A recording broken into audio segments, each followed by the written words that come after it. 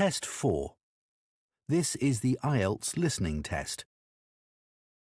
You will hear a number of different recordings and you will have to answer questions on what you hear. There will be time for you to read the instructions and questions and you will have a chance to check your work. All the recordings will be played once only. The test is in 4 parts. At the end of the test, you will be given 10 minutes to transfer your answers to an answer sheet. Now turn to Part 1.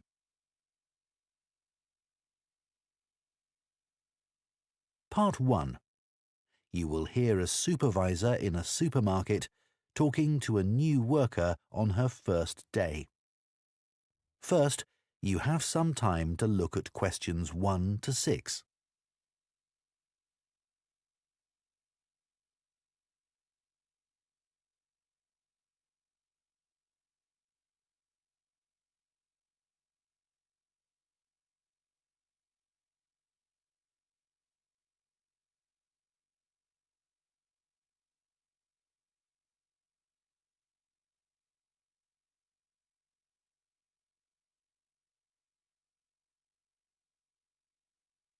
Now listen carefully and answer questions 1 to 6. Hello, Charlotte. I'm Caden, one of the supervisors. Welcome to the team. Hi, Aidan. It's Caden. I'm so sorry. Oh, don't worry. People often get my name wrong. They never know how to spell it. It's Kaeden, in case you ever need to write it. I'll try and remember. So, there are a few practical things you need to sort out this morning. Then I'll show you what you're going to do today. The email I received said to go to the front desk to show my letter of appointment and pick up my badge. You'll need that for the staff room and other areas of the supermarket where shoppers aren't allowed. So, after you've finished at the front desk, I'll take you to the staff room. Put your coat and rucksack in one of the lockers there. Take whichever one is free. Will I have a key? Yes, try not to lose it. At the end of the day, leave it in the door for the next person to use. Will do. You also need to go to the HR department to see Tiffany. She's really helpful. I was told to bring my passport with me. HR need to take a note of the number in it. That's right. Or you can show your ID card. I don't have one of those. OK. Tiffany will give you a uniform. They have lots in different sizes, so you just tell her what you need. I won't come with you to HR. I've got to go and sort something else out. Problem with a bread slicer. Is the HR office near the staff room? The staff room's on the 1st floor, and HR are a couple of floors above that, on the 3rd floor. There's a staircase outside the staff room. OK. When you're finished with HR, come and find me in the bakery section of the shop. I'm looking forward to getting started. I'll just give you my phone number in case you can't find me. Have you got your phone there? Yes. OK. Ready? It's 0412 66 5903. OK. Done. Before you hear the rest of the conversation, you have some time to look at questions 7 to 10.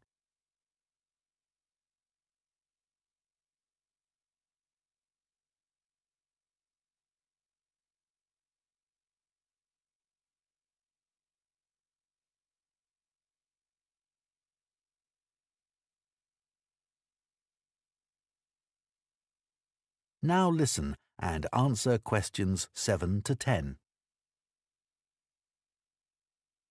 So, Charlotte, your tasks today are in the bakery section, on the sushi counter, and on the meat and fish counters. The first job is to check sell-by dates on the bread and cakes. If any of the dates are today's, put a new price label on the packaging. What if any of the labels are yesterday's dates or older? Do I throw those items away? Yes, but that shouldn't happen. We check the stock every day. When something needs a new price label, put a yellow one on the package next to the original price. OK. After that, you'll go to the sushi takeaway counter. Will I be preparing boxes of food?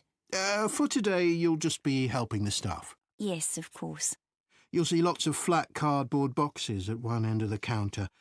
Beneath those is where we keep the plastic boxes. We run out of those really quickly, so you should bring more from the storeroom. Is that my only task on the sushi counter? No, you also need to clean the area where they prepare the dishes. There are cloths and bottles of spray by the sink. Oh, and please make sure you clean that too. Sure. That's important, isn't it? Absolutely, but you mustn't wash up knives. You have to do some training before you're allowed to touch sharp objects. What should I do if there are any? Ask someone to put them in the dishwasher. OK, thanks. I don't want to get anything wrong. Don't worry, you'll be fine. And I'll be around to help. Right. Finally, the meat and fish counters. You need to clean the area where staff serve customers, including wiping the weighing scales. OK. Anything else? The fish is laid on ice, but when that starts to melt, you'll need to get more from the cold room. I know the staff on the food counters wear a hat.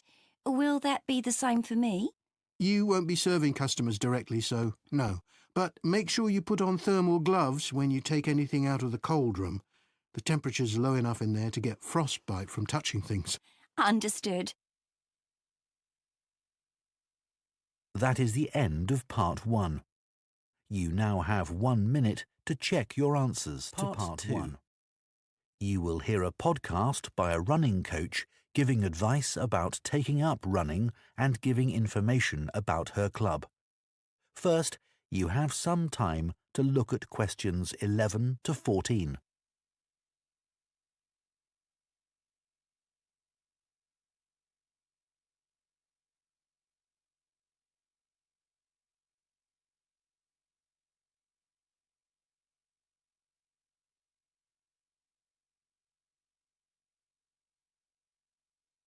Now listen carefully and answer questions 11 to 14. My name's Liz Fuller and I'm a running coach with Compton Park Runners Club. Welcome to my podcast. If you're thinking about taking up running, I'm here to help. There are many training programs available online which aim to help people build up to running 5 kilometres. Some of them are great, and thousands of people of all ages are taking part in 5-kilometre races across the country as a result. People like them because they're easy to follow and don't push them too hard. However, they don't work for everyone, especially if you suffer from something like a heart condition or asthma, because they're aimed at people with average fitness and running ability. Another thing is that everyone is different. And if you have any specific questions related to your needs, there's no one to provide any answers. I have a couple of simple tips I always give to new runners. I expect you've been told to run very slowly until your fitness increases. Well, I find that can prevent progress. You should run at a speed that feels comfortable, but time yourself and try to run a bit faster each time. Listening to music can be very helpful. It takes your mind off things and helps your body get into a rhythm. I'd say that is better than running with a friend, especially as most people are competitive, and that's not what you want when you're just starting. I don't think the time of day is especially important. Some people are better in the evening, while others are morning people. But you need to be consistent. So aim to train regularly. Twice a week is enough to begin with. Before you hear the rest of the podcast, you have some time to look at questions 15 to 20.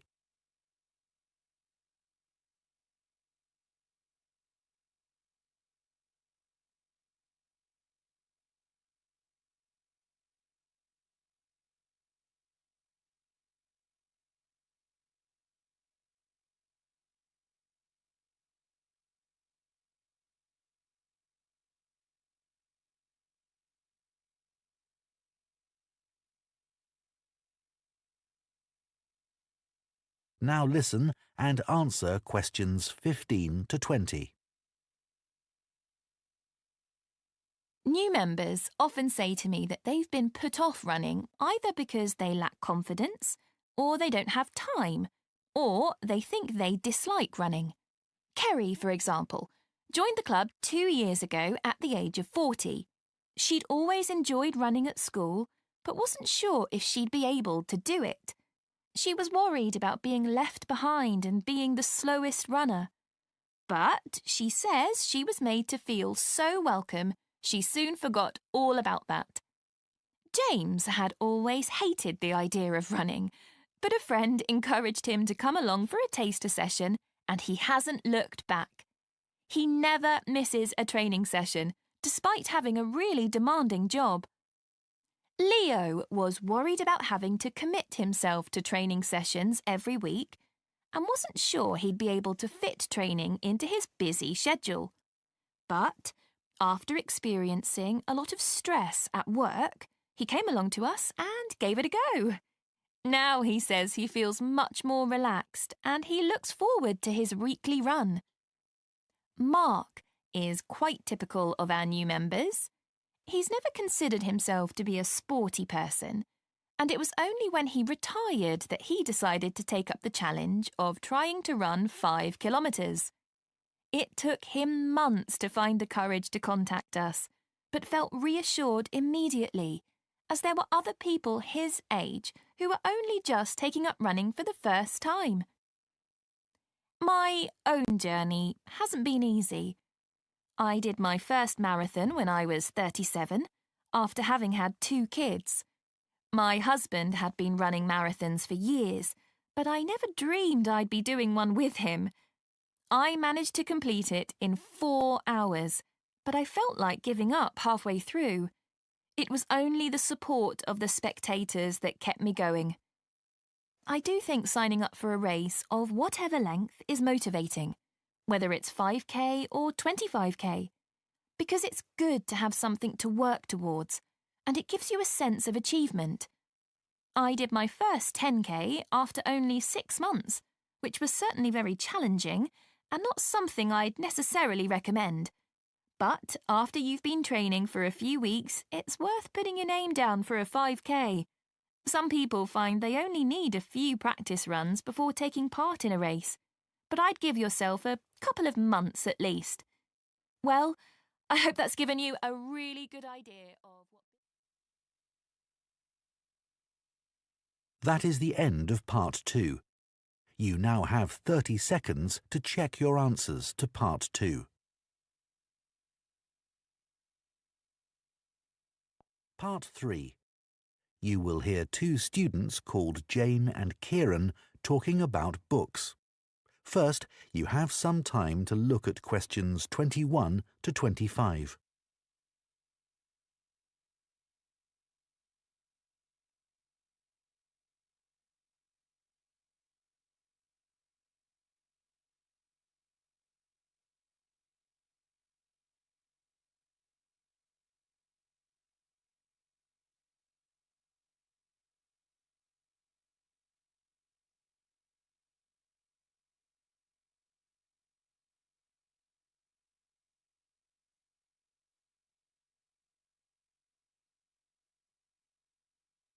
Now listen carefully and answer questions 21 to 25. So, Jane, you'll be off to Denmark soon to do your work placement. Yes, I'm really looking forward to it. And I've just started packing up all my books to put in storage. Well, I hope they don't get spoilt. It's okay. My grandfather works in a bookshop, and he told me how to pack them. Oh, that's helpful. He says you have to support the spine, otherwise the paper can come away from the cover. Yeah, that's obvious. He also told me to pack them flat in the box, not on their side. Again, because they can bend, and if you leave them like that for, say, a year, it's quite hard to get them back to their normal shape. Well, it's pretty clear that ruins them. But a lot of people just can't be bothered to protect their books. He always says it's such a shame that publishers don't use better quality paper. It's the acid in the paper that causes the problem, isn't it? Yeah, that's why old books go yellow. You know, some of the books my grandfather's given me are like that already. Oh. I should dump them, really, if they're going to deteriorate further, but I'd feel bad. They'll always remind me of him. He's quite a collector, you know. Well, if they're important to you. Yeah, I'd regret just throwing them away. You know, maybe it's because I was taught to treasure books, but I hate seeing students force open the pages of paperbacks. They press so hard they end up breaking the spine. I know. But unfortunately, paperbacks aren't designed to last a long time, and people know that. Hardbacks aren't quite as weak. Yeah, they're different, I suppose. But I still don't think people value hardbacks like they used to. Well, they aren't decorative, are they, like other objects? Plus, nowadays, people don't keep them out on shelves as much as they used to. That's such a pity. When I visit someone, if they have, say, a colourful book on a table, it's the first thing I'm drawn to. I agree. And book covers can be a work of art in themselves. Some are really eye-catching. I've always been taught to handle books carefully. If you watch someone take a book off a shelf, well, they usually do it wrong. Ah, my grandfather says you should put your hand right over the top of the book. Or, if you can't do that, pull the other books on the shelf aside so that you can hold the whole cover. When did you learn all this? He watched me pull a heavy book off the shelf when I was small, and it fell on the floor and broke apart. Oh dear. Oh, I can still remember it. You know what I really like? What? The smell of new books. Me too. My parents used to laugh at me when I was a kid because I loved putting books up to my nose, almost as much as reading them. New books aren't cheap though, are they? I guess we're lucky we can buy them. My grandfather stocks second-hand books as well as new ones, and they don't smell quite as good. Before you hear the rest of the discussion, you have some time to look at questions 26 to 30.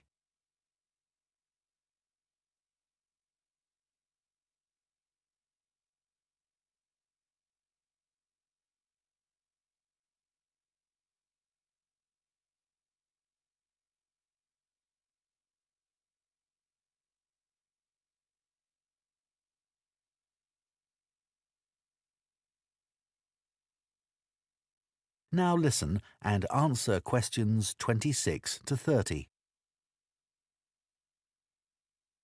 I'd love to have a bookshop like your grandfather. What's it like? Well, it's quite big. It's got 2 floors and an attic, and he stocks all kinds of books, really. I guess he treasures things like first editions and other rare books. Yeah, you might think he'd keep those in the attic or somewhere. So they'd be hidden? Yeah, but he likes people to know that he has them. So he puts them out in the shop, but makes sure you need a ladder to get them. Right, that would prevent any thefts. Uh-huh. Does he stock books for children? He does. He particularly likes to encourage kids to read. He always says that he used to sit under the stairs as a child with a pile of books and read them all. Is that where he keeps them then? Not exactly. He's got a dedicated area on the ground floor with cushions so that parents can enter with their toddlers, go there and spend some time reading to them. Oh, cool. And then there's a place for pushchairs by the front door and a cafe if anyone needs refreshments. That's good to know. As I said, it's a big shop and there's a storage area out the back as well. Oh, what does he keep there? Books he wants to throw away? He hardly ever throws anything away. He just leaves unwanted books by the front door for customers to take. Well, that's very nice. Yeah. And books people or institutions have requested, they all go at the far end. Oh. He thinks it's best to keep these out of the main shopping area as they're boxed and new. Did you get your course books from him? Naturally. He stocks books for a lot of the colleges.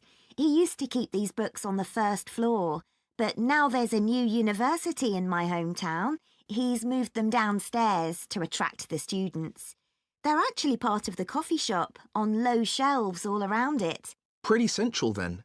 You'll have to take me there sometime. That is the end of Part 3. You now have 30 seconds to check your answers to Part 3. Part 4.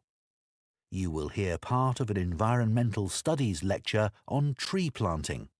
First, you have some time to look at questions 31 to 40.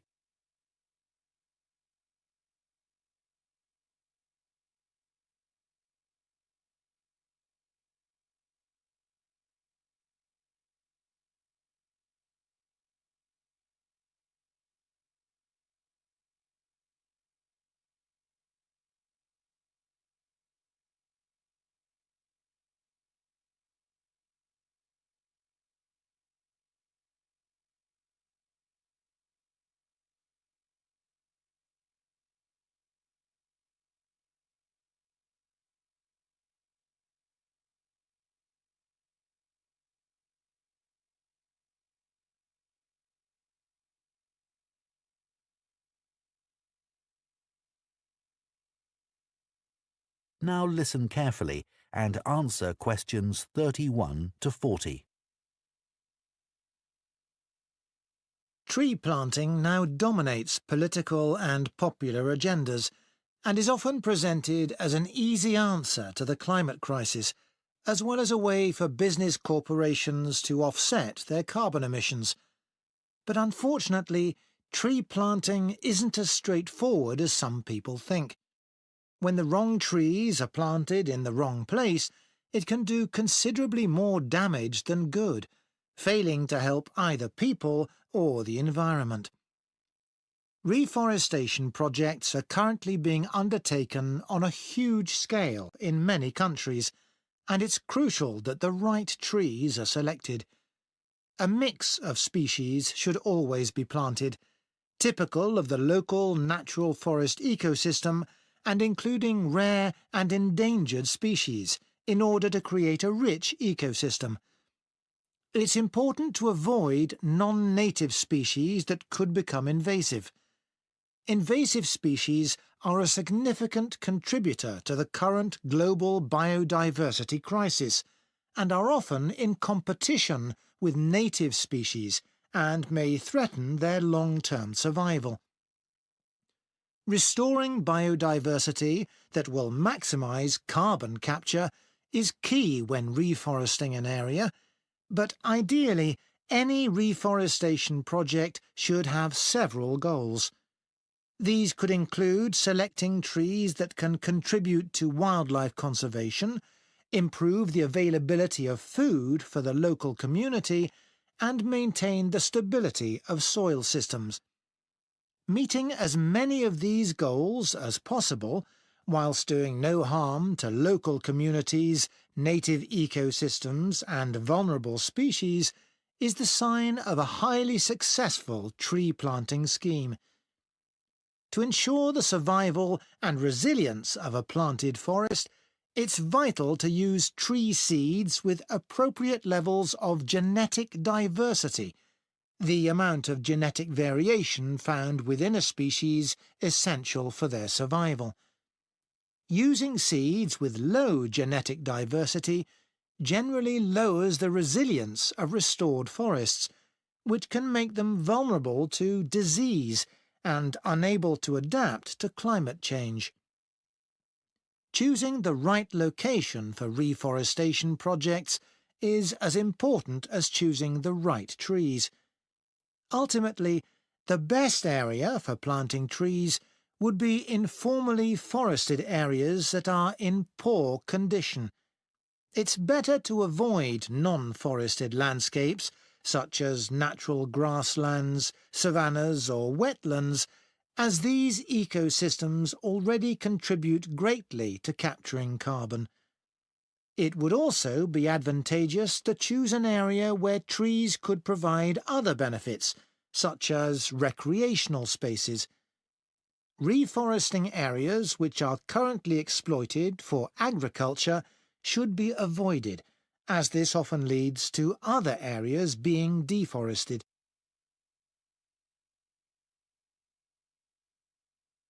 Large-scale reforestation projects require careful planning. Making the right decisions about where to plant trees depends on having the right information. Having detailed and up-to-date maps identifying high-priority areas for intervention is essential.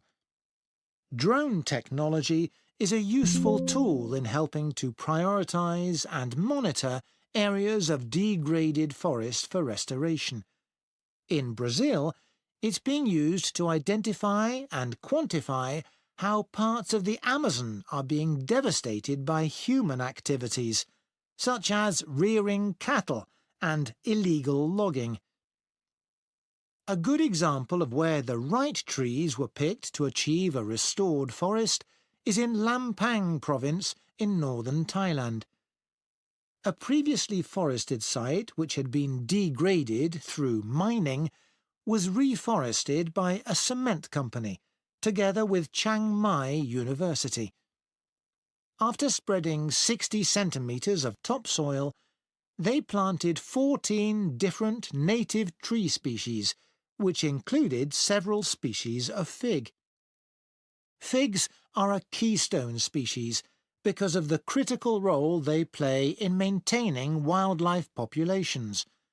They are central to tropical reforestation projects as they accelerate the speed of the recovery process by attracting animals and birds which act as natural seed dispersers.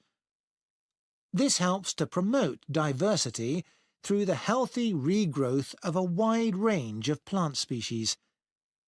Unlike the majority of fruit trees, figs bear fruit all year round, providing a reliable food source for many species.